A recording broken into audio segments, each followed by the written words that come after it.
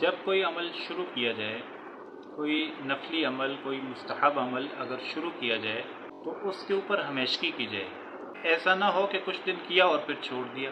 مستحب عمل جب شروع کر دیا تو اب اسے نبھاتے رہنا چاہیے۔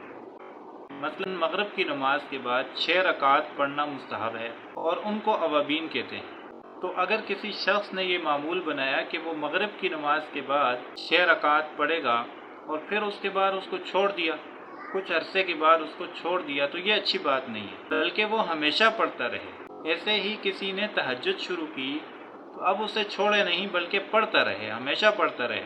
اور اسی طرح اگر کسی نے علم دین حاصل کرنا شروع کیا تو اب وہ اسے چھوڑے نہیں۔ کام کو شروع کر کے اسے چھوڑنا یہ بہت برا ہے۔ وہ کام اگرچہ فرض واجب نہ ہو، لیکن کوئی بھی کام جب انسان نے شروع کر دیا اب اس کو کرتے رہنا چاہیے۔ ایک حدیث میں حضور صلی اللہ علیہ وسلم نے یہ فرمایا کہ سب سے پسندیدہ عمل وہ ہے کہ جس کے اوپر ہمیشگی ہو، انسان اس کو ہمیشہ کرتا رہے اگرچہ وہ تھوڑا ہو۔ تو مقدار اگرچہ تھوڑی بھی ہو لیکن اس کو ہمیشہ کرے، اور اس کا بڑا اثر ہوتا ہے۔ انسان جب کسی عمل کو ہمیشہ کرتا رہتا ہے تو اس کا فائدہ وہ خود دیکھتا ہے، لیکن شرط یہ ہے کہ اسے کرتا رہے، چھوڑے نہیں۔